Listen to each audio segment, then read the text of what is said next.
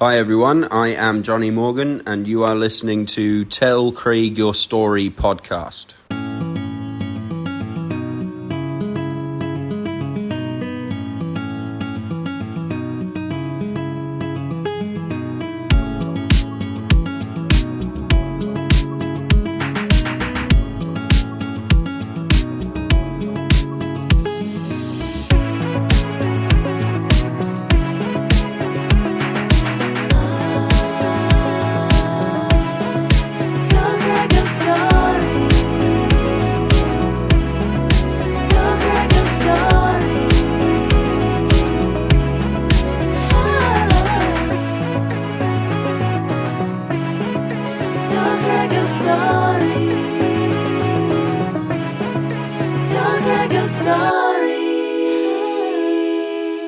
Hello everyone, Craig here. Welcome to another edition of the podcast, Tell Craig Your Story. Today we'll be speaking to Jonny Morgan. Now Jonny was born in Sussex, England. He spent some time in Wales and Scotland, but is now residing in Shanghai, China. Now Jonny has opened up his new business called Oxford English. Now Jonny is helping students from all over China prepare for their exams, preparing for university, and also preparing them for moving to England in the future. Now, Jonny's social media in China have become very, very popular. He currently has 85,000 followers. Now, me and Jonny met through work, and he was the academic coordinator, but also during this time, he was studying for his master's at Oxford University, and he graduated at the end of last year. Now, we also talk about his rugby union schoolboy career, but we also talk about his passion for education and for helping people. Today's sponsor for the podcast is Will's Tailor Shop. Now, Mr. Zhao created Will's Tailor Shop with the goal of it becoming an unrivaled high-end tailor-made brand. The brand adheres to the artisan spirit and stitches each piece with excellence. A selection of exclusive fabrics created from the world's rarest fibers to meet the high-end occasions in all fields. Will's Tailor Shop owns 6 stores with the footprint in Shanghai, Suzhou, and Taixing. The flag shop is located on Hunan Road, Shihui District in Shanghai. And best to speak to Janet. And if you mention Tell Craig Your Story podcast, you'll get a special discount off your first suit. But before we go, please go to our website. We're at Podbean. Tell Craig Your Story at podbean.com. We have a link tree which tells you where Tell Craig Your Story podcast is streaming. We're on all the major streaming services. Google Podcast, Apple iTunes, Spotify. We're on all the social medias, Facebook, Instagram, and Twitter. If you want to request someone to come onto the podcast, please send through me an email. We also have VK for our Russian listeners and WeChat for our Chinese listeners, at Tell Craig Your Story. Alright, here we go. This is my chat with Jonny Morgan on Tell Craig Your Story podcast.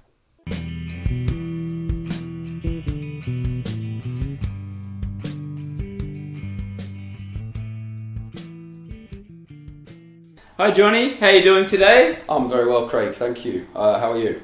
I'm doing very, very good. We're in the Jonny Castle here in central Shanghai. How is it now, the new place? I love my new home. We moved in June, right after the lockdown finished. Lockdown finished, we got our skates on and moved, and it was a very good decision. Very good It's decision. a very beautiful home. Upstairs too. I'm very satisfied, yes. The outlook. Whew. Yes, we've got great roof, great area, great restaurants nearby, and lots of fresh air as well. Yeah. Balcony and roof, which means that if there is another lockdown at any point, I can cope. Survive. The fresh air is the important thing for me. Yes. Yeah, that's where we are. And straight up, breaking news, the monarchy has changed. Your Prime Minister has changed. Yeah, very tragic sort of news. But where were you when you found out all this news? Well, firstly, yeah, it is very tragic. I was honestly quite upset, even though she was 96 years old, the Queen. I had a moment in my office. I was sitting in my office, actually, when I got a message from my father saying, whatever's happening with the Queen doesn't look good. That's what he said. And I hadn't been paying attention to the news. My VPN wasn't on. and I loaded it, and I noticed, all of the prime ministers and former prime ministers were sort of making official statements, and I think it was quite predictable quite quickly what was going to happen. So I was set for that, and that was 2 nights ago, and I was really tired. Actually, I think the Queen died maybe about 4 o'clock in the afternoon in the UK, which is 11 o'clock here, but I think I might have gone to sleep by the time it happened. I woke up in the morning and checked immediately. Yeah. And I saw that she'd gone, and my girlfriend was still sleeping, but even though it was 6:30 a.m, I felt like I had to whisper over to her, the Queen is dead. Very historic and very sad. I spoke to my father yesterday on the phone, and my dad is 63, and he told me she became Queen 7 years before I was born. Yeah. So if you're looking at me for any guidance about what's going to happen or how to feel or what to do, I've got no clue. Yeah. So it's a strange feeling, because it's like the Queen has been just a sort of permanent feature. Like the Rock, right? Yeah, permanent unifying feature throughout all our lives. And she has this kind of perception where she's almost immortal, but obviously she isn't. And this happening in the same week as the Prime Minister changing. Yes. Is a big sea change in the UK, but that was Johnny. That was the last. Apparently, that was the last public appearance. Yeah, it was the last public duty. I mean, I think it's very admirable. There's been news for several months now that the Queen had mobility issues. Yes, that's the term they used, which might be a bit euphemistic to say that she was not feeling very well at all. Thank you very much. And I nobody knows for sure, but I suspect that once Boris announced he would resign a few months ago, the Queen told herself privately, right, I'll hang on to see out my duty there, getting rid of Boris and saying thank you very much, Boris, and appointing the new PM, Liz Truss, because that's actually her job. Yeah. It's the monarch's job to formally appoint a PM. And then once she'd done that, said hello, Liz Truss, she hung up her boots and said, right, that's my game finished, pass the baton. Well, I think that's very admirable. Well, I heard that when all the family were all flying in, yes, you knew that was something. Yeah, I think it's one of those things where, especially given the status of the monarch, the palace and the institution around them wouldn't be making those kind of announcements unless they were fairly sure that something very significant was happening. So they kind of like prepare people in advance. But also, I was thinking that, the UK has had a new monarch and a new prime minister all in 1 week, and very seamless, lots of goodwill and so on, with any kind of uprising or disturbance, and I think that's a very good quality of the UK as well. We just keep plodding along, keep calm and carry on. And then this morning the news has turned a bit more to King Charles. Yes. He made a speech. I think I've said it 3 or 4 times already, still Prince Charles, and then I go, King Charles. He's King Charles III. Yeah. I'm quite hot on kings and queens. When I was a kid, actually, when I was 7 years old, I could do it much better. I used to be able to sort of name all the kings and queens of England in order with their dates. I think I'd be quite good now, but I don't think I'd get everything absolutely right. But King Charles is the third Charles, and the first Charles and the second Charles was in the 1600s. Charles I was about 1625 to 1649, and he's the only one who got executed. He got his head chopped off by Parliament, and started the English Civil War. And then his son, Charles II, who was about 20 years later, came back and was the first king after the Civil War. But that's the most recent Charles. And now we have to wait 350 years to have another Charles. There he is, King Chuck. King Chad. He's also... I'm a bit of a history buff. He's also the oldest person to ever become the king. Yes, I think he's in his mid-70s. Yeah, that could be an issue as well. Well, yeah, I think he's still got his head screwed on now. Yeah. I think the Queen was pretty nimble in the mind right up until the last. Yes. I imagine, if we're looking at the Queen dying at 96, I imagine we're probably looking at about 20 years of King Charles. Yeah. That'd be my guess. But yeah, I mean, even to say "God Save the King" or sing the national anthem "God Save Our Gracious King" sounds weird. Yeah, it does. Yeah. Yeah, it's going to be the World Cup this in a couple of months, and England will be singing the anthem. And I bet some of those football players, they forget it. They sing "God Save the Queen." A very historical and memorable week, I think. Absolutely. In the same way that we all remember where we were when 9/11 happened or something, I'll probably always remember where I was when Queen Elizabeth died.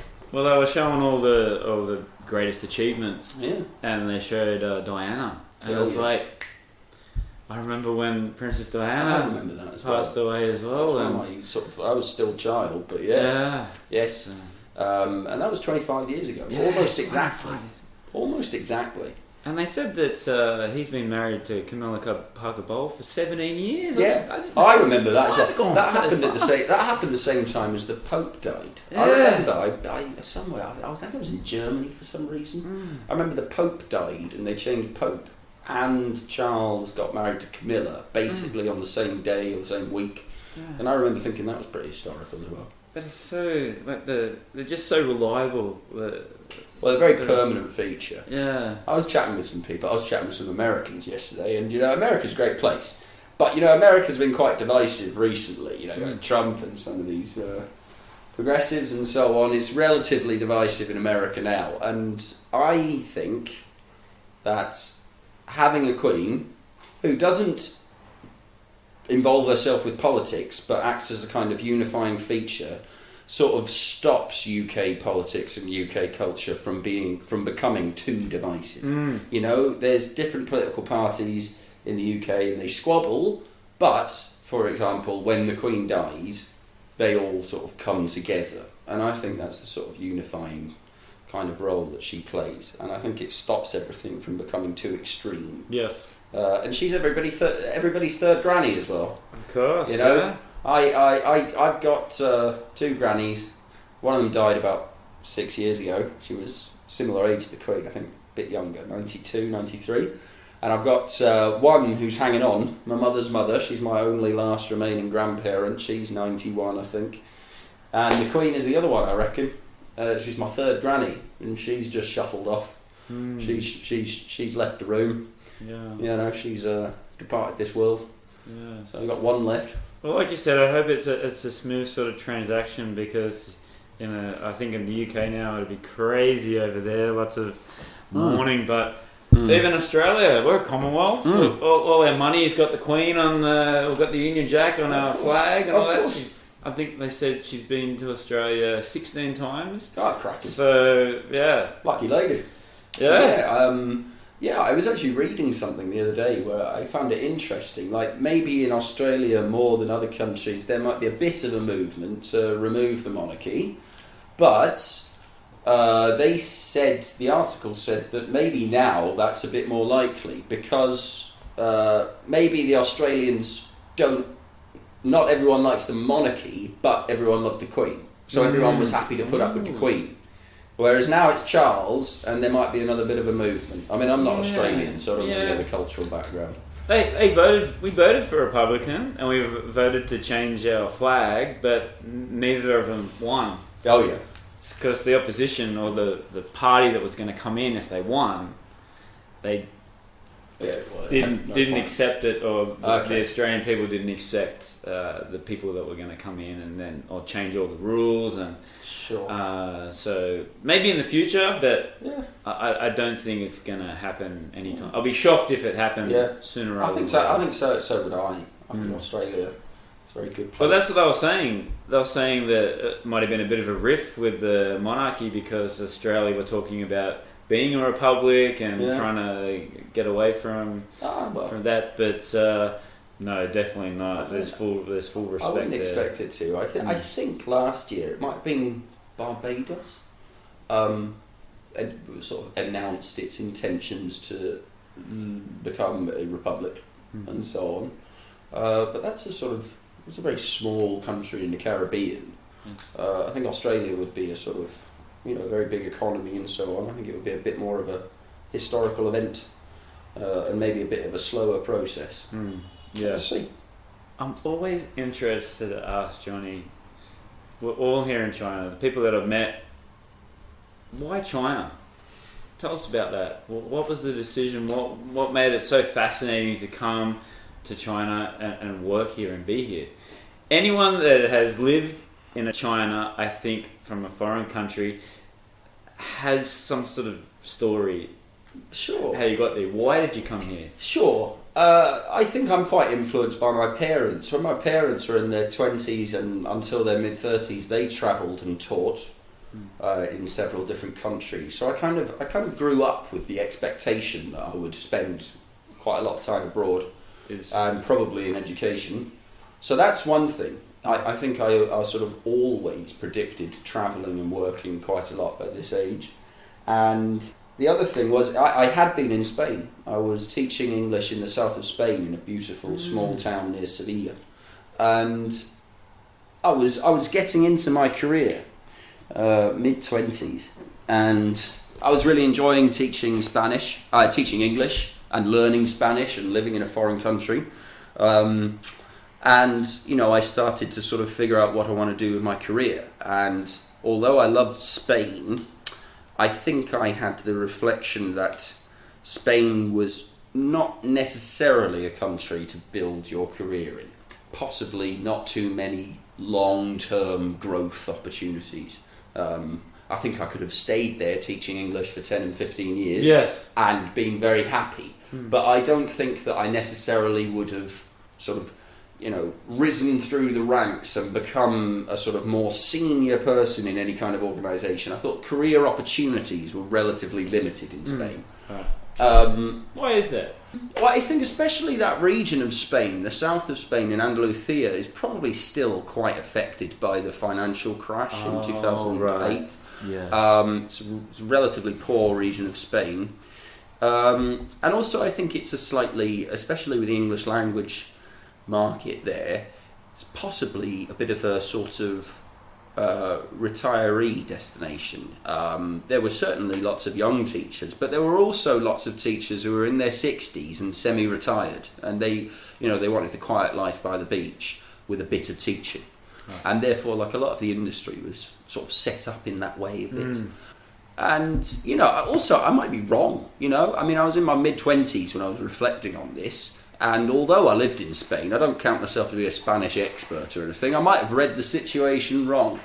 But I think I've always been, you asked me why China. I think I've always been motivated to sort of move on up and explore more and become a better person and have more responsibilities. And rightly or wrongly, I think I decided that Spain at that time was not the right option. But while I was in Spain, I learned Spanish. My Spanish is not perfect, but it's very operable. I can certainly function in Spanish very well. And I really enjoyed that, because I'd learned languages in school, but they'd kind of gone in my head and then fallen out again. But sort of being in the mix of another language and having to use it every day was very good. And I became quite attached to that as well, not just living in foreign countries, but also foreign cultures as well. And I think that when I was reflecting about, is Spain going to offer me the kind of sort of career and personal development opportunities that I might be interested in, and I thought possibly not. I maybe thought that China would be a very good option as a sort of rapidly growing economy and rapidly growing business market, largest population in the world. And it seemed, I've always been quite attached to the idea of jumping in the deep end. Do you know what I mean? Yes. Like, putting yourself almost in the most uncomfortable position you could be in to see how you do.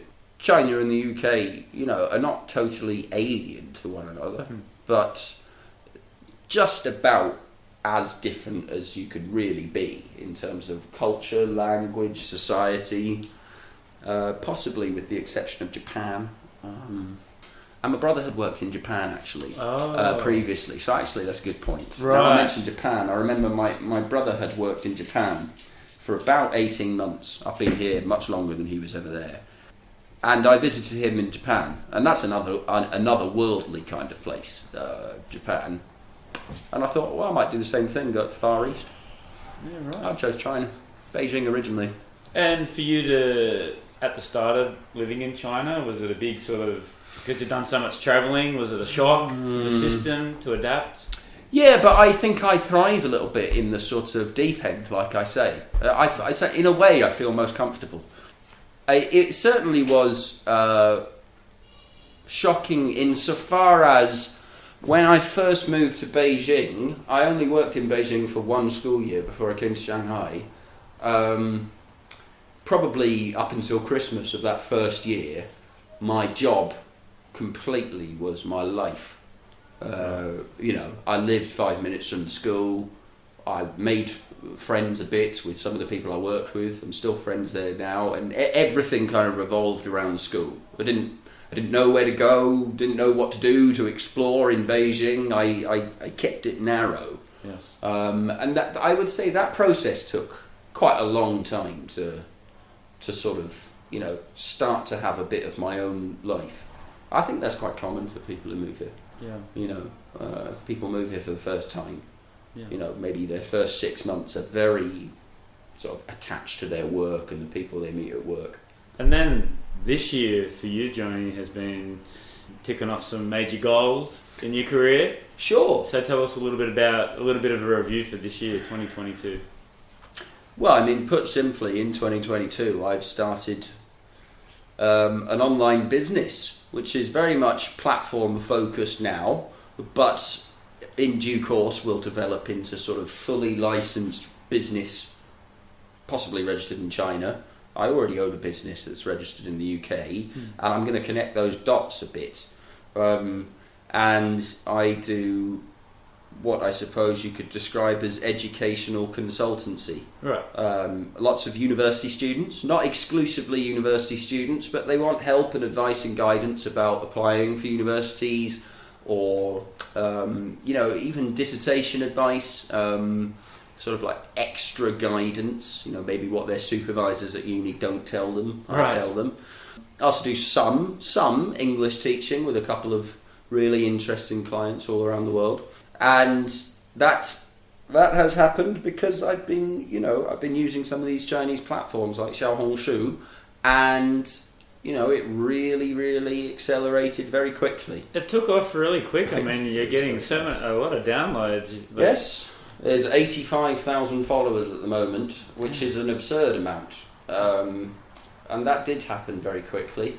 So certainly people think I've got something helpful and relevant to say. Yes. And I also think that there are some vaguely similar pages online and available in China, but I think it's a relatively unique niche online for people. And certainly there's lots of Chinese students who want to study in the UK, especially. Yeah. I focus on UK universities especially, but not exclusively.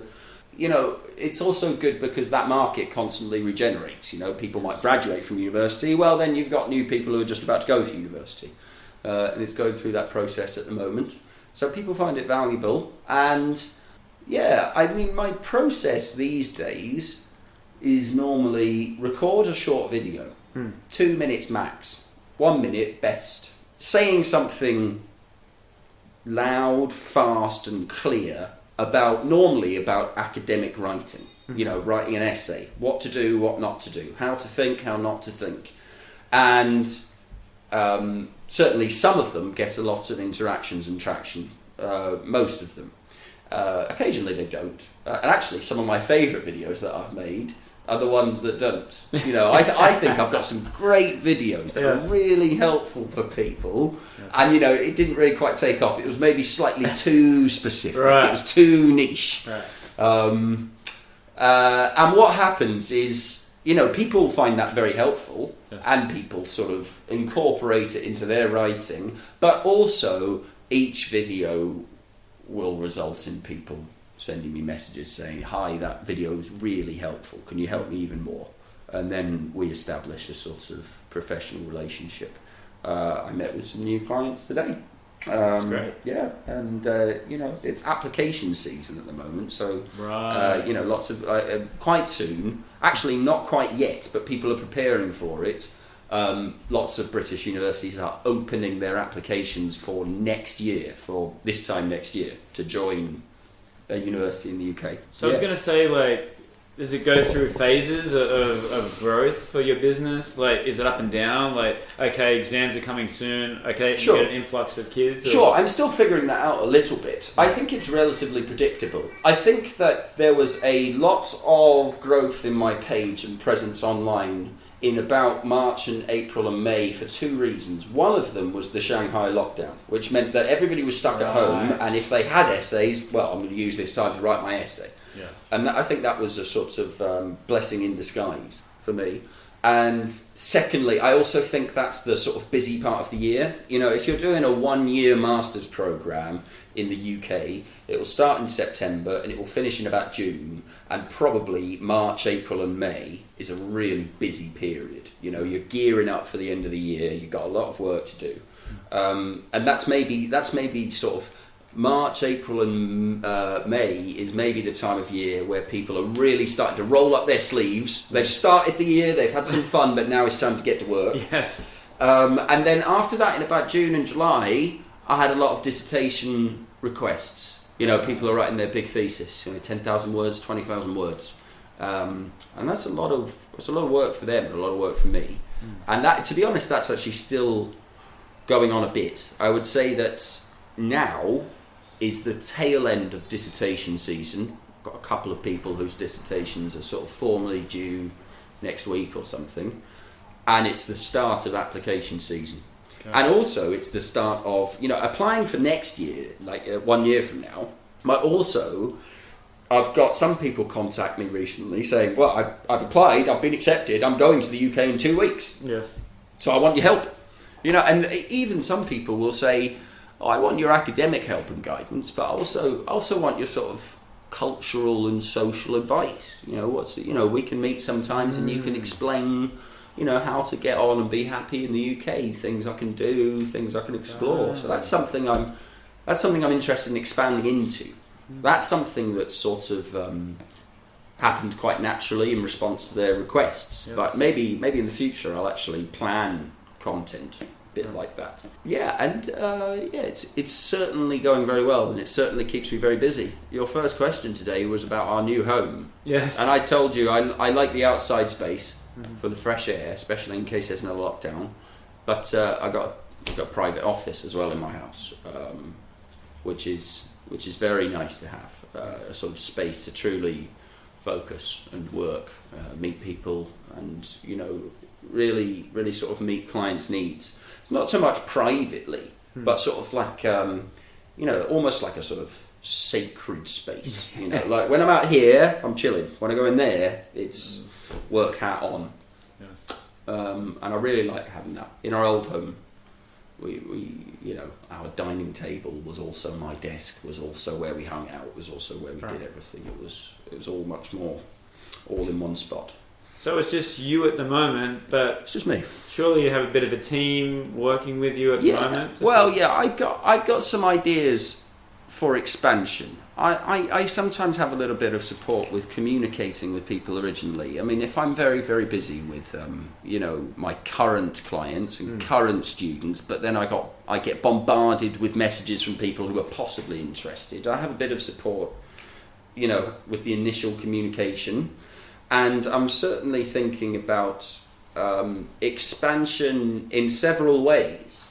I tell myself not to be in too much of a rush. Sometimes I'm very hard on myself. I tell myself, you should be doing that today. Yes. Why aren't you doing that now? Yes. But I think that, not only this year and the sort of relative success that I've had, but I think life in general is a combination of plans that are well executed, but also sort of following your nose and seeing what works. Slightly unplanned things and reacting to what happens. So I got a bit of an idea for expansion. One of them is, at the moment I've been helping quite a lot with university applications, but sometimes I get a lot of messages about UK high school applications, private schools, the really posh private schools. Parents might message me saying, my son's 14, I want him to go to Eton, or something like that. Yeah. And sometimes I reply and I say, I don't know if I'm the right person to ask. And sometimes I don't reply. But I think it's something I could expand into. And I think I know a few people in China who have that kind of experience. I mean, there's a business and an industry here which formally helps that. that kind of thing, agencies. And also, my previous work was very child-focused. Early years, kindergartens in China, certainly under the age of about 8. I mean, I've had experience working with older children, teenagers and adults too. Yes. But the majority of it in China is working with children aged between 2 to 7. And I will certainly re-enter that arena at some point. I think that what I'm doing at the moment keeps me very busy, but that's, in some ways, that's the level where I have the highest degree of expertise and experience. Yes. And possibly over the last 6 months I've been enjoying my soiree into sort of university stuff, but I'm maybe starting to miss the kids a bit. So, there might be English language programs for kids in China with a very... Because I'm running this now by myself, I have full autonomy over the curriculum that I would teach, which is very attractive too, because I've worked in some poor curriculums before. Even after COVID is finished, operating for Chinese students under the age of 18, but in the UK for summer schools and so on. That's something I'll definitely expand into, but that might be something that happens over the next 5 years rather than the next 5 months. Lots of plans. I think it's good to have these plans, expand, but not force the expansion. And also last year, another major milestone, and that's when I met you for the first time, was that you were studying. I was. For your Masters. I was. In education. Yes. At Oxford University. Yes. Now, of all the credits you could get anywhere in the world in terms of university for what your business is now, it's a great advantage. That's certainly true. So tell us about how you balanced work and study. I mean... honestly... I saw you sometimes. Not hugely effectively, a lot of the time. Yeah. Sure, I mean, if you look at the results, if you take the sort of result-based view, I guess I did manage it because I graduated and I completed my work responsibilities. It's an amazing achievement. But, I was certainly very busy. Academic coordinator and studying. I was certainly very busy. And, it's certainly... I mean, that was actually a 2-year programme, especially because I was working professionally in China at the same time. And, working full-time in a kindergarten, no less. So... I was at that course that I was doing was teacher education and educational leadership. So the teacher education aspect is kind of educating educators, teaching teachers. Yes. Teaching teachers how to teach. It's quite funny, really. And I was doing that in a school where I certainly had opportunities to spread my wings, but first and foremost, at the same time, I had a class of 20 children. They were a great class of 20 children, but they were also a relatively challenging group. Yes. I loved them, but they were energetic and the levels of English were... Yeah, and, that was, that has to be your number one focus all the time. So certainly I was busy, and, coming home after work and writing whatever project I had to do, and also sort of doing research investigations within the regular school timetable, because, I had to go and observe... did I come to observe your classes sometimes? I observed several teachers' classes and prepared sort of professional development sessions based on them. Yes, and it was a busy time. And I'm happy that I'm able to put that into practice now. It's funny how life works. I told you before that, in my opinion, the best plans are a combination of well thought out plans that you see through, but also responding to the situation. Yes. And I think this is a good example, because even when I was doing that course a year ago, I expected the next steps in my life and my career to be a bit more sort of school-based, institution-focused, possibly in the school where we were working, become a manager or a more senior manager and have a sort of level of academic responsibility over a wide number of teachers. Yes. And that happened. It happened for a year, and that's a very good experience, but I perhaps expected that to be the case for 6 or 7 years. Right. But, there's certain situations this year that were mostly unpredictable, have sort of shifted my focus. But I end up doing the same kind of thing in a different arena. Because those kind of skills that you learn at a place like Oxford, but also at university in general, are transferable. You know, they're not institution specific. If I had learned those things properly, it wouldn't only be applicable in our school. I can transfer them to different schools and different businesses and my own business and still be successful and so on. So that certainly was a very busy time, and I'm happy it's over. Yes, to be honest. And now look at you now with the new business, much more flexible with your time. Oh yeah, it's lovely. Yeah. It's lovely. I mean, I work from home in my office. Yes, and that's lovely.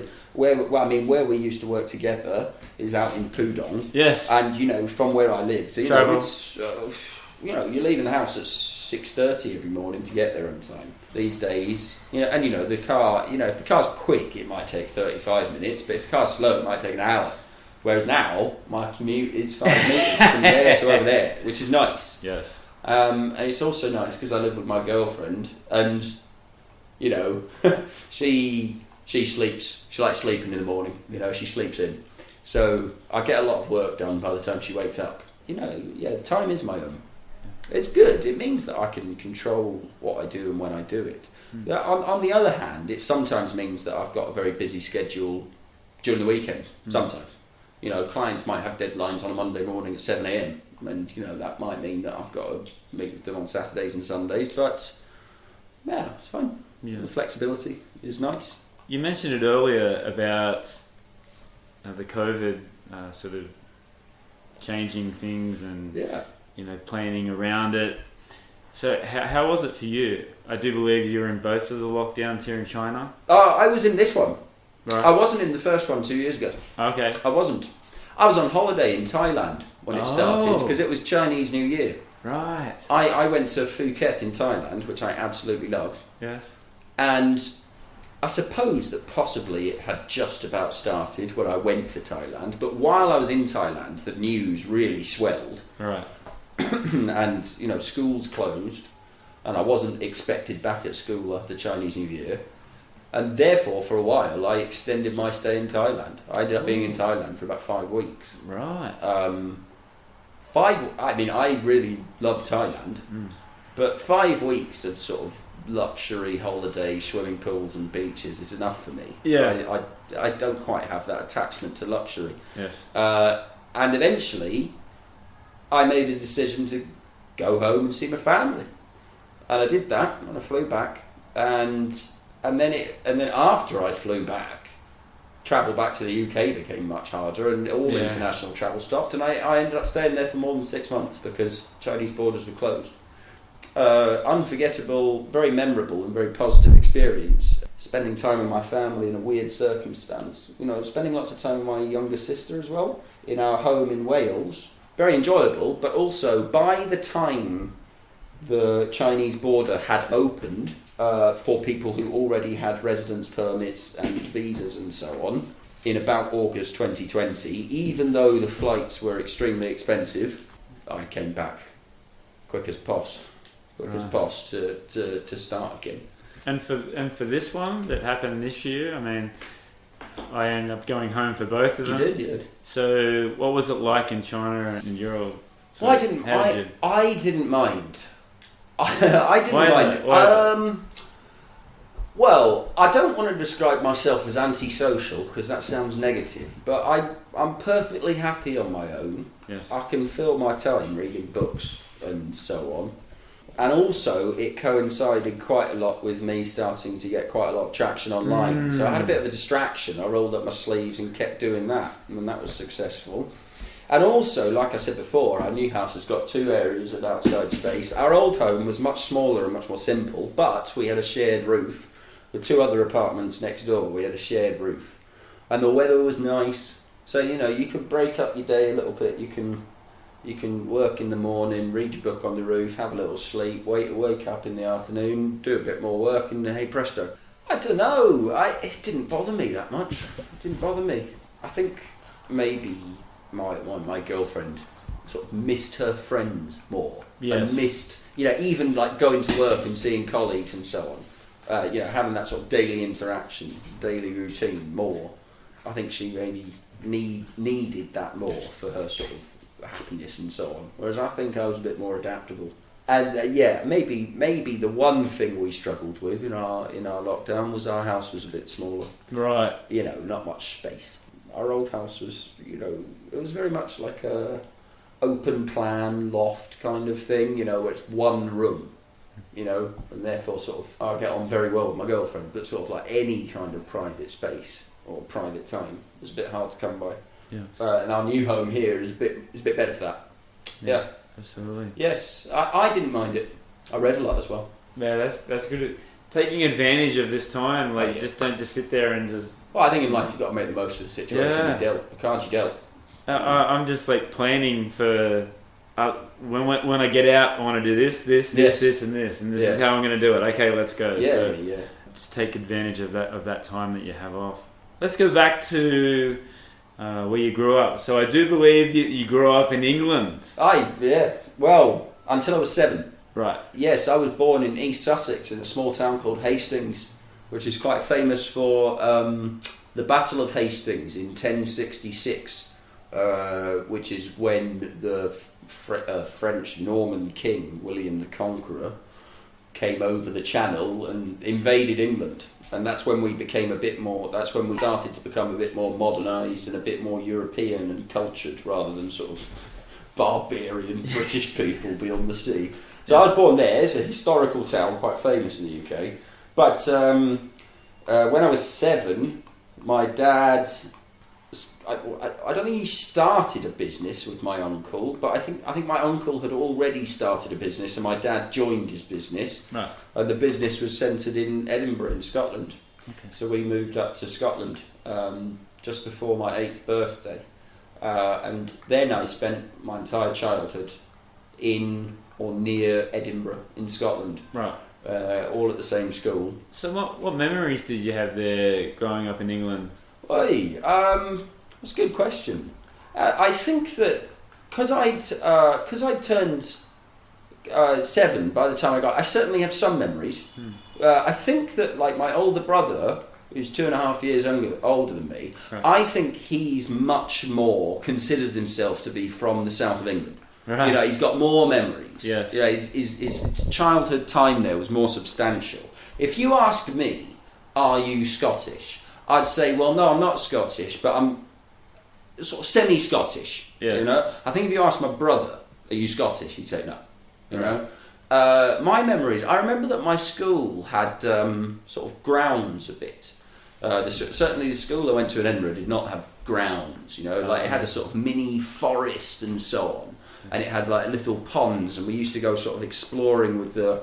it was a much more sort of natural school with sort of natural space, and we spent a lot of time outside, and we used to go into ponds and sort of investigate the sorts of what are frogs called before they're tadpoles. Yeah, we used to do that kind of stuff. It's a bit more natural based for education. It's also on the seaside as well. So at the weekend, not the whole year, but you spend time at the seaside.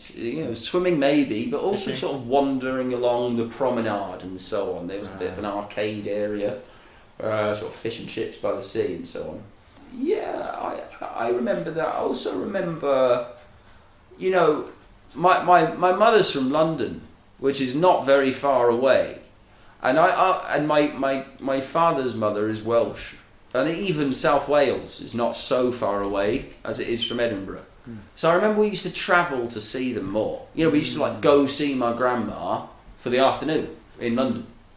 It's an hour and a half drive, an hour and a half back, and hey presto, there you go. Whereas when we moved to Scotland, it's more like a 400-mile distance. Right. I think we didn't. I think we didn't do that so much.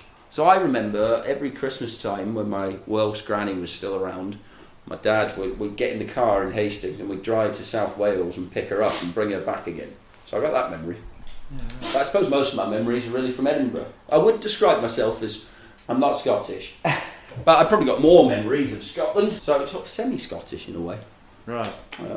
Very different there. My school was much more formal. You know, ties up to 11 and stuff. And what did your mum and dad do? Were they involved in your own as well? Oh yeah, I mean, I'd say that my dad and my career is very similar to the extent where I think I'm sort of like a modelled adaptation of my dad.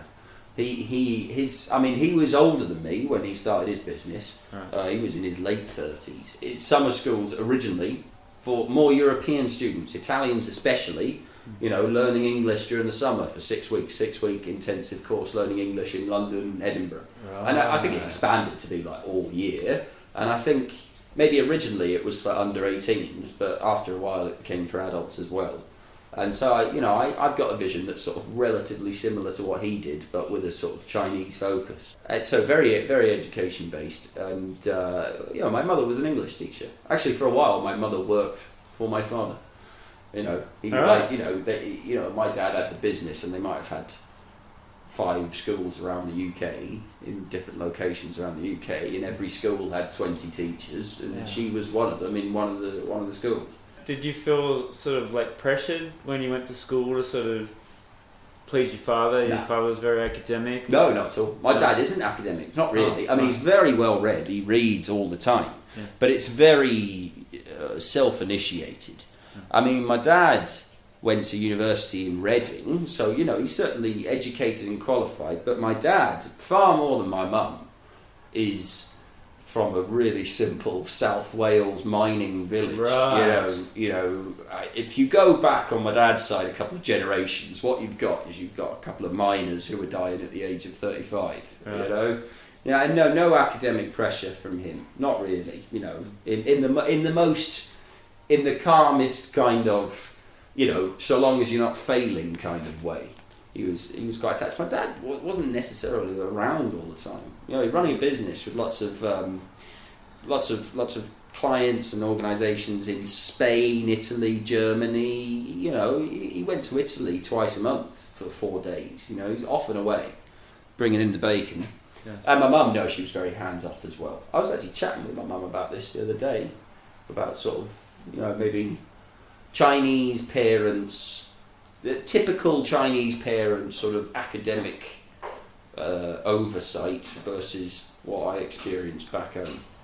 And I think that really my parents cared about if I was happy, basically doing fine at school, had friends, and, I also think my parents are relatively laissez-faire and relaxed about these things, almost like they don't take childhood too seriously. My dad might say things. He might have said things to me before that were a bit like, if you're still acting that way when you're 25, maybe I'll tell you to pull your socks up, But I think he had quite a sort of relaxed attitude, when I was 15. I have that now. It's actually a really interesting question, especially because you and I have been teaching, young Chinese kids, 5 years old and so on. I was going to ask the question, compare it to the Chinese kids. You do sometimes get parents who, they're very loving parents and they're very invested in their kids' future, and they're certainly part of the Chinese culture, where, they might ask relatively intense questions. About, how's he doing? How's his reading level? What's his reading level at now? What's his maths like? Can he do the 9 times table? And I'll say, I've said this to a few quite intense Chinese parents before. I say, listen, my opinion is that you should stop trying to have a perfect 5-year-old. Yes. Because, in my experience, even people I know and went to school with, people who are perfect when they are 5 years old are rarely perfect when they are 25 years old. They sort of peak very early in life. They win maths awards and spelling competitions when they're 9 years old and so on, and then for sort of slightly for the rest of their life they're a bit downhill, to be honest. Yeah. And I tell parents, what you're aiming for is, you're not aiming for a perfect 5-year-old. What you're aiming for is providing a really good childhood that helps to create a perfect 25-year-old. Bit of like a burnout, right? You should assess your child when you're 25. Yeah. He's finished university. He finished university a couple of years ago. his education, not just his education in terms of learning subjects and so on, but also sort of like getting to grips with adulthood and, you know, finding his own way in the world, is just about finishing. What's his status? All right, he's doing mostly well. I think that's what you're aiming for here. So I think my parents provided that, and they were not too serious. Well, speaking of young kids, what's your opinion on homework then? On who? Homework. Homework. For kids in kindergarten, no homework. First of all, I would basically say borderline no homework, and any homework that does take place should be relatively creatively focused, collaborative with parents, you know. Totally agree. Singing projects, painting projects, and occasional ones as well. I think academic homework for 4-year-olds is wrong. Actually, it's pretty clear it's wrong. Whether it's reading assignments, writing is probably, especially for boys, the last stage of literacy to really start to develop. And I think it can be really negative for young children if they're forced to write too much too early. Yeah. And also, I think that when it comes to homework, just as much as the kids, you need to consider the parents.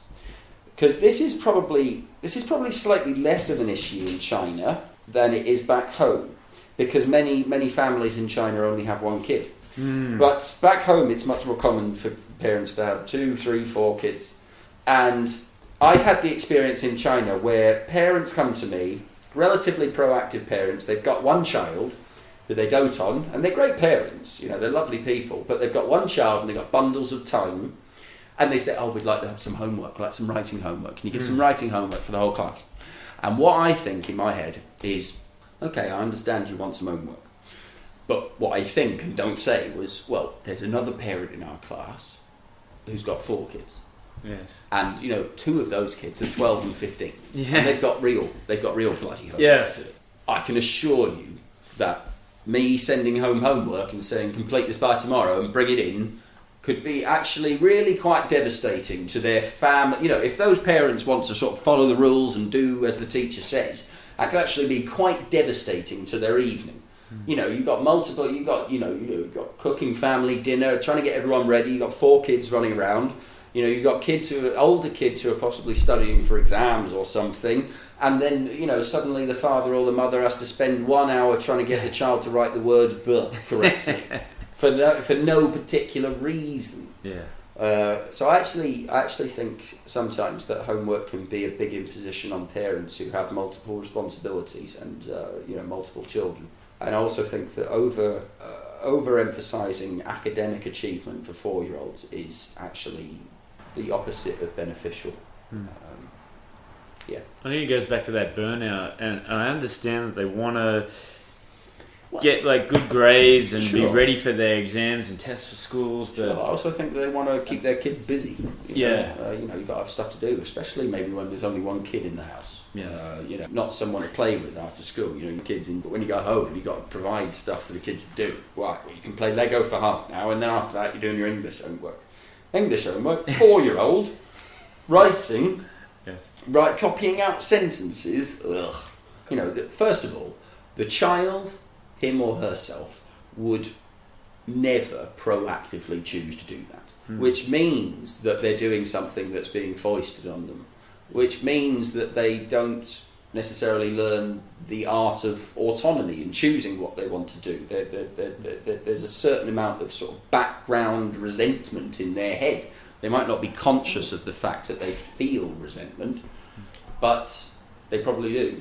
I think it's always best to wait for the kid. I mean, one day, if you never do English writing homework with your kid, and the English in school, the English writing activities in school, it's basically all they've got.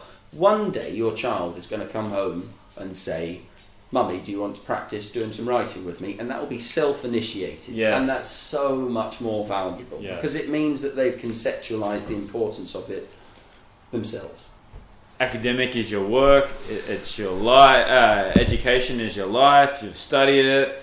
But a little birdie told me maybe 6 months ago the story about you actually being quite sporty.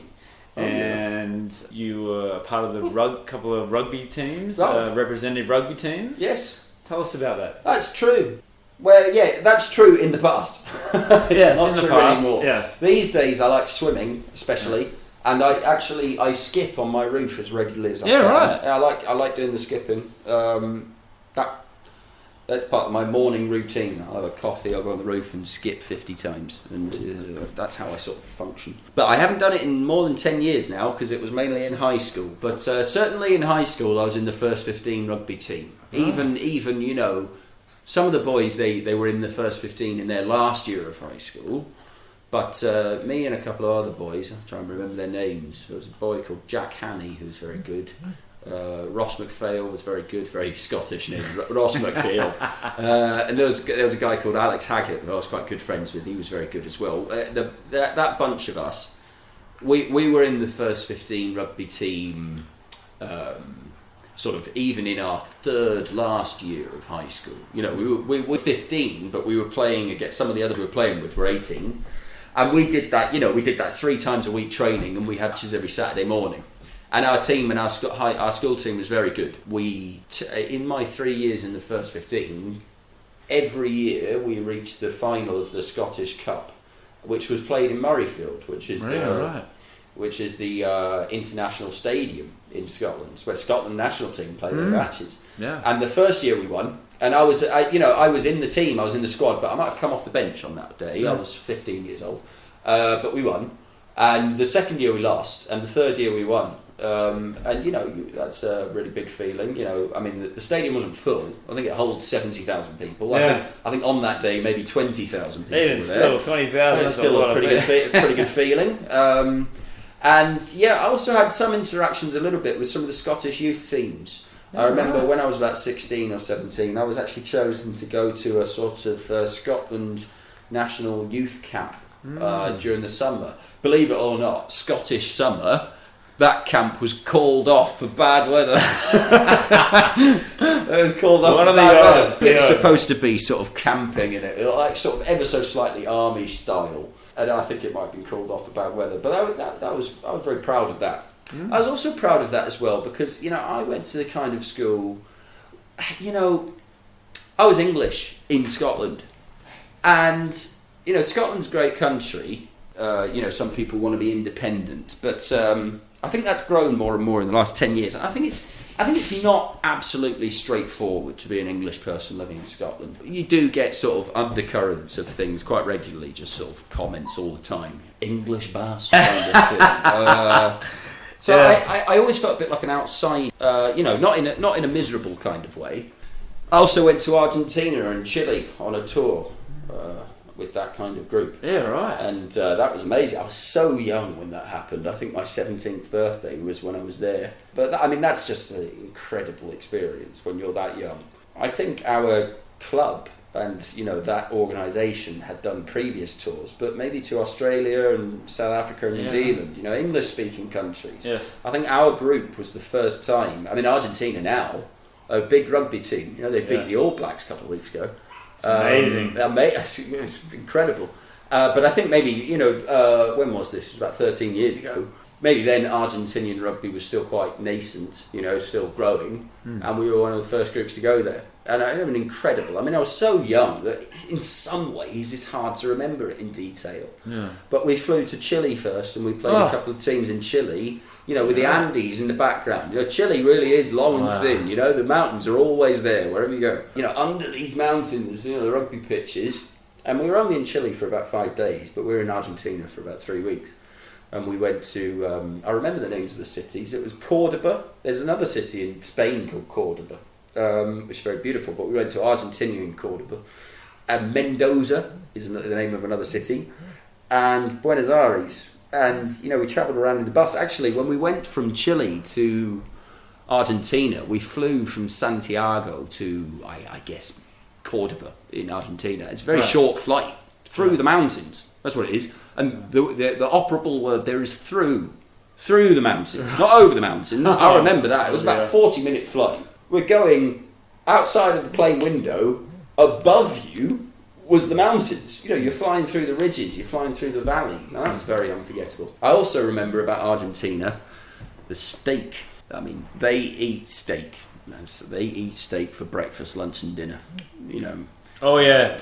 Yes. In Buenos Aires. Yeah. And we took I think we took a bus. So many steakhouses. Yes. I think we took a bus from Mendoza to Buenos Aires, and I think it was 400 miles. And I think it was just like cows the whole way, just like cows. Like in the UK, you kind of get motorways with sheep at the side of the road. It was the same kind of thing, but just cows everywhere, like millions of cows. I quite like that, you know. I stayed with a few families. Argentina's really interesting. Billeting, that's great. Yeah, like host families, you know. Yeah, that's great. And I think Argentina's a really interesting country because even now, for the Argentine rugby team, you sometimes get players who play for them, but like their name is John Williams and stuff. Because, you know, their great-great-grandfather emigrated to Argentina in the 1880s or something.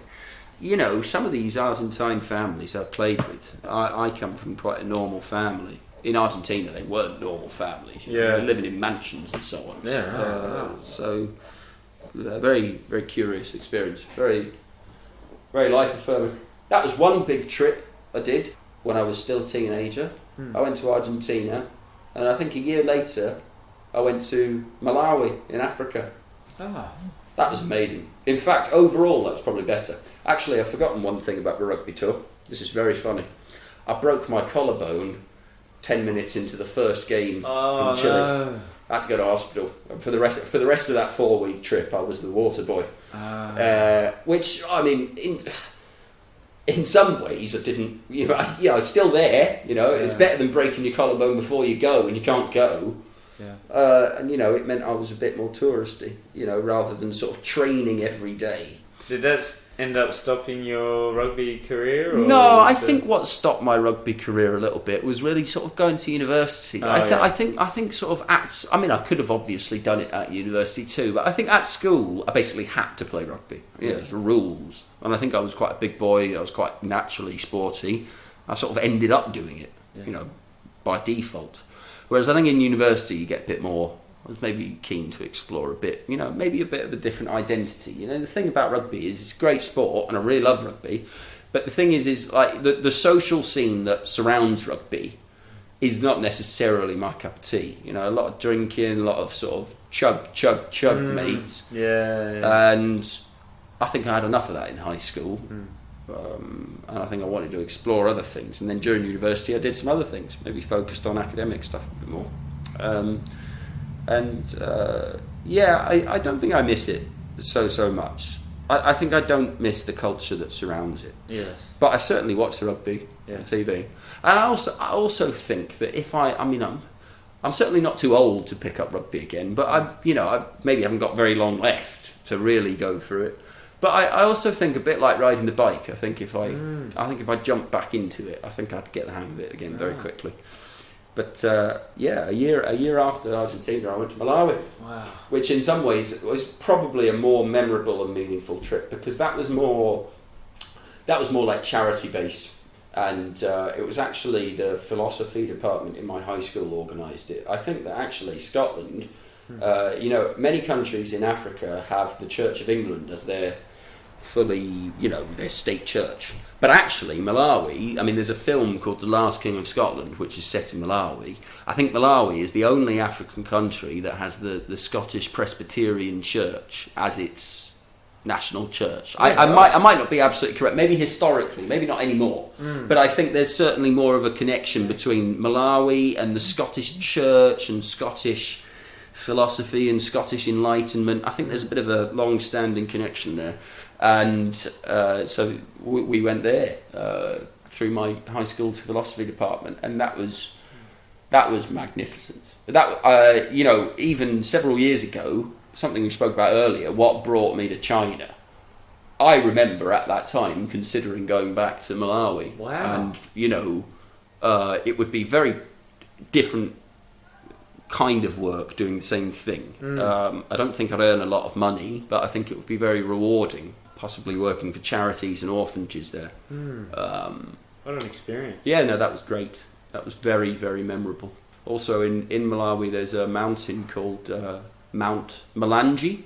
I think it's a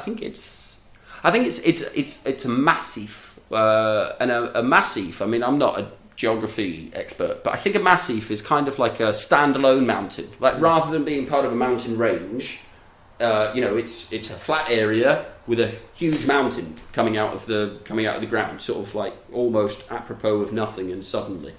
And I think Mount Malanje in Malawi is one of the biggest mountains in Africa, but also one of the biggest massifs. So it's very striking. It's very sudden.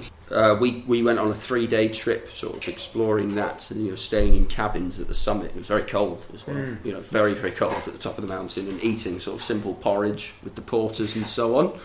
That's very memorable. I'll maybe try and do that again one time in my life. I did consider doing that, but I think I decided to bring it full circle with one of your first questions about why China. Yeah. I think that China was appealing because it offered that kind of otherworldly experience, but also with viable career opportunities as well, and self-growth opportunities as well. So lots of travel in my life. What an experience! Yeah. Vinyl music. That's one of the things that me and you connect with. Certainly. You went to come and see me play, and yes, I have. We're always talking about music and songs, and so what are some of your vinyls? I mean, is it difficult to get now? And what are some of the latest music that you've been listening to? Well, vinyls. I certainly have my vinyl player in my home, a shelf of vinyls in my living room. I listen to them relatively regularly. I think I went through a bit of a vinyl phase. Maybe when I was about university, undergraduate degree, 21 to 23, I bought a lot of vinyls. I think after a while it became a bit expensive for my university budget, and I might have sort of shifted into downloads and also CDs. Back home I've got a big CD collection. Yes. I was a kid in the 90s and 2000s, I've got a big one of them. But I'm mad about music. My favourite band is called The National. I listen to them not every day, but almost every day, and they're my go-to musicians. So for some of the Australian listeners, tell us a little bit about that band. The National? Yeah. Okay, I think The National have 7 or 8 albums. Right. Yes, their most recent one that was released was 3 years ago after I came to China. It was called I Am Easy to Find. It had quite a lot of female backing singers, which was quite a new thing for them. They were clearly exploring a little bit and experimenting, and it was really great. But maybe their first 2 albums were very, very underground and low-key, small town band. But I think that their 3rd, 4th, 5th, 6th and 7th albums, which in order are called Alligator, Boxer, High Violet, Trouble Will Find Me, Sleep Well Beast, and then the last one, I Am Easy to Find, are some of the most perfect music I've ever heard, especially maybe Alligator, Boxer, High Violet and Sleep Well Beast. I listen to them repeatedly. I know them backwards. And, the singer, I like the singer's voice. He's got a very baritone, which sort of suits my singing along style, maybe. And they're very musically gifted. They've got these identical twin brothers who play guitars. I think they're classically trained musicians as well. Yeah. And the drummer's fantastic. Oh, yes. Love him. Yes. You'd love him. The thing that makes The National stand out is the drums in many of their songs. I remember you telling me that. Yeah, it doesn't sound listen to the drums in this band. Yeah, it doesn't sound like the drums in other bands. And I think it's one of those things where if you took the drums out of their songs would be sort of slow and sort of relatively melancholic sounding. But when you put the drums in, the drums are quite fast-paced and powerful.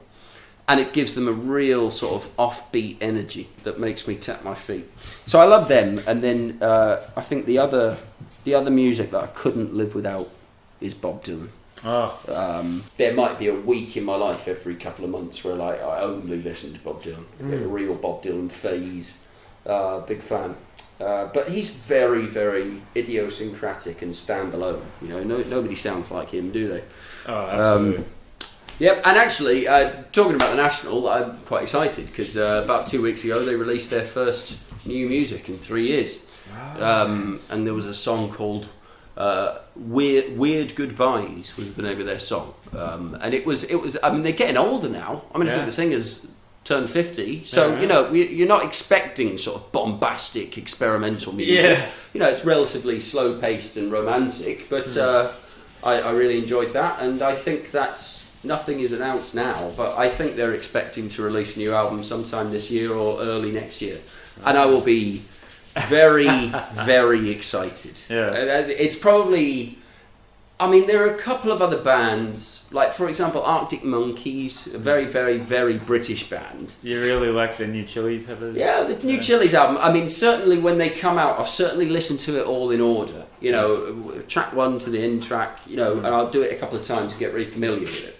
And I think Arctic Monkeys is another example of, like, especially they're so British, they're so culturally British, that's what I feel like I have to.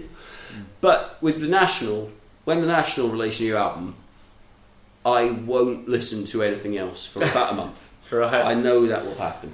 That's so cool. Yeah. I love your dedication. Yeah. Bob Dylan's a little bit different because Bob Dylan's 80 years old, and Bob Dylan also functions a little bit better as sort of background music. You might read and listen to Bob Dylan, but sort of like as a band, the National are. They're the only band that I'm sort of slightly wild about. In the same way, some of these girls are sort of wild about Justin Bieber and stuff. I'm like, new National. I'm gonna go crazy about that. So that'll be really exciting when that happens. And the National also have a tendency to release new albums, sort of when something meaningful is happening in my life. I remember the last one came out just after I moved to China. And that sort of meaningful time, very memorable. And the one before that came out right when I was moving to Spain. And I remember I actually drove to Spain from Edinburgh. I drove to Sevilla from Edinburgh, which is a bloody long way. It took about 6 days. I mean, I was resting in between and sightseeing, but it took about 6 days. And it came out while I was driving, so I got the CD and listened to it on repeat the whole time, driving through France, driving through Spain. And that's what happens with music. I remember I was in that spot when I listened to that album. The album Sleep Well Beast by the National, to me, sounds like driving from Granada in southern Spain to Seville in southern Spain. Right. About 200 miles. Off the most beautiful motorway you could possibly imagine. I don't know what the motorways are like in Australia, but the motorways in the UK, totally forgettable strips of bland land and dirty trees and skies and signs. Whereas Spain, you're driving through olive fields, vineyards, you're driving through rolling green and orange mountains, panoramas, ancient Spanish bridges. Very memorable, very beautiful. So let's get close to opening it up. Sure. Yes, we should. I want to ask one thing. There's a picture on your Instagram, and it's actually like a picture on your wall, and it said, "Trust the timing of your life." Oh, explain that to me. I know exactly what you're talking about.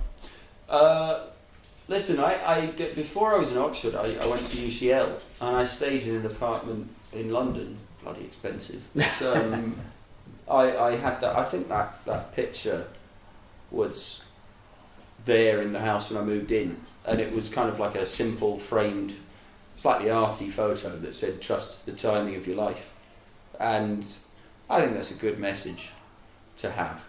I think I do trust the timing of my life. I mean, I don't read too much into these sort of wall slogans that appear in my life. I can sort of critique it as well, but I think similarly to what I said earlier about having a plan, but also sort of reacting to unexpected things and following your feet and responding to situations and opportunities that arise, taking advantage of changes, whether it's the pandemic, whether it's making the most of the pandemic, or it's a change in your living situation. I've recently moved house, or whether it's moving up in the world, getting a job you want, or getting a relationship you want.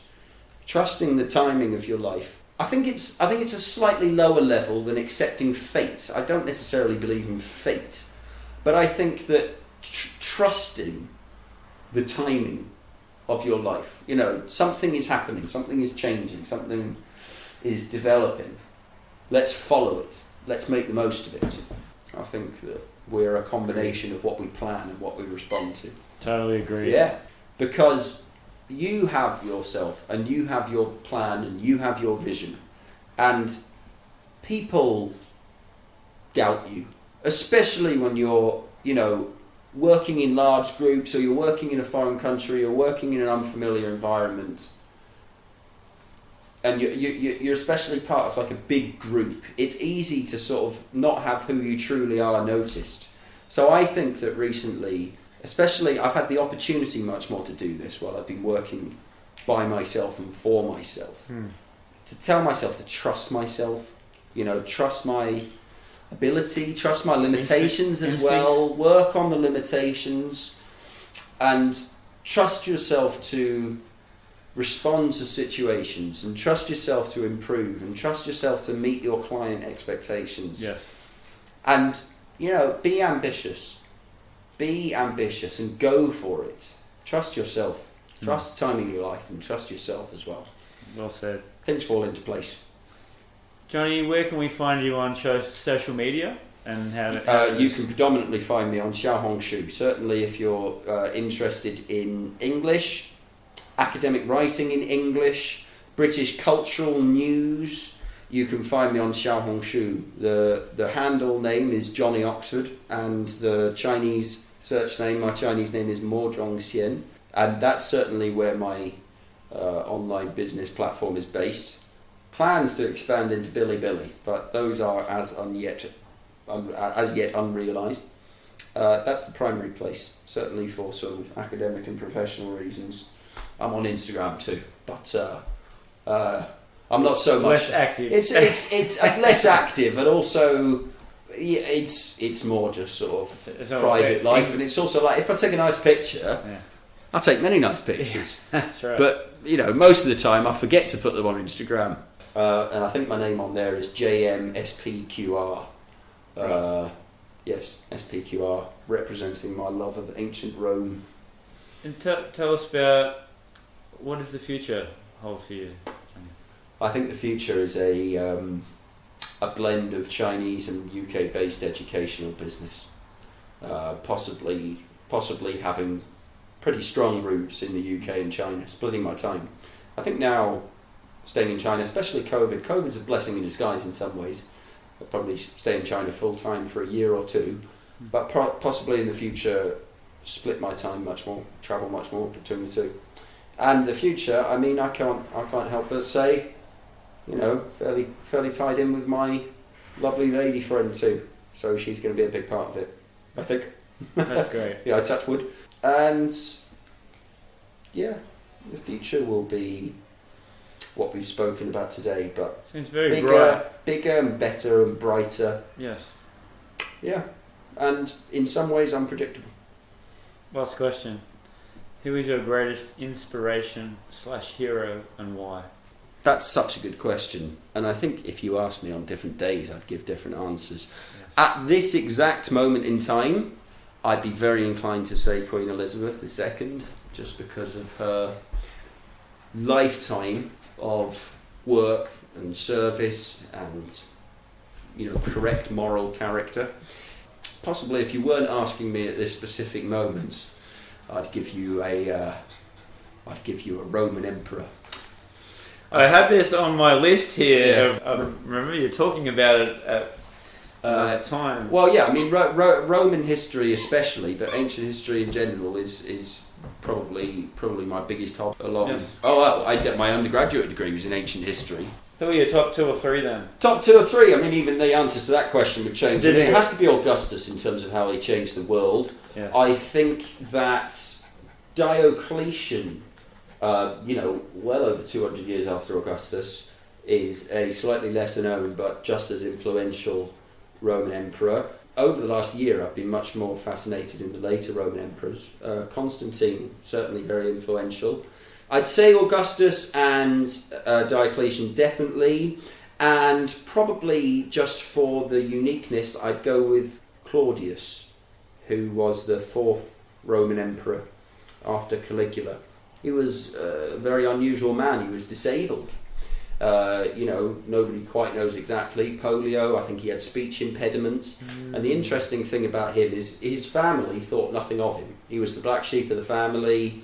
They didn't bring him out in public. They were a bit embarrassed by him. But the emperor before, Caligula, was mad as a hatter, and because he was mad as a hatter, he basically killed all of the rest of them. But he didn't kill Claudius, because why would you kill Claudius? He's harmless. He's no threat to me. And then when somebody finally got sick of Caligula and killed him, Claudius was the only one of the family left. So they made an emperor. And I think everybody had very low expectations of him. And I think that actually he knocked it out of the park. He hit it for 6. Broadly, anyway. I think he responded very well to a new situation. So I find Claudius, the disabled emperor, quite inspiring. Motivation, yeah. Yeah. It's as we've been speaking about, it's how we respond to the situations we're placed in. Yes. So I think I'd definitely choose Claudius as well. I think that's a good way to finish it off, Johnny. There you go. Be like Thank you very much Claudius. for your time, mate. Thanks for having me, Craig. And been a pleasure. All the best for the future. I really think that your business is going to go places, and I think it's going to get bigger and bigger and better. Hopefully, hopefully I keep helping people. That's what it's all about, And I grow depending on whether they grow, so I've got to help them grow. Yes. Yeah. And I wish you all the best, mate. Yeah, thank you so much, Craig. I wish you the best as well. All right. Thanks. Thank you. Hi, I'm Tony Fair, founder of Victorian Grooming Company. Is your beard feeling dry or the skin underneath itchy? Maybe you'd rather soften and tame your beard instead. Our classic collection of beard oils, balms, and soaps will leave your beard looking, feeling, and smelling amazing. And if you prefer shaving, our pre-shave oils and shave soaps will give you a smooth and razor burn-free shave. Handmade in Edmonton with natural ingredients. Visit VictorianGrooming.com.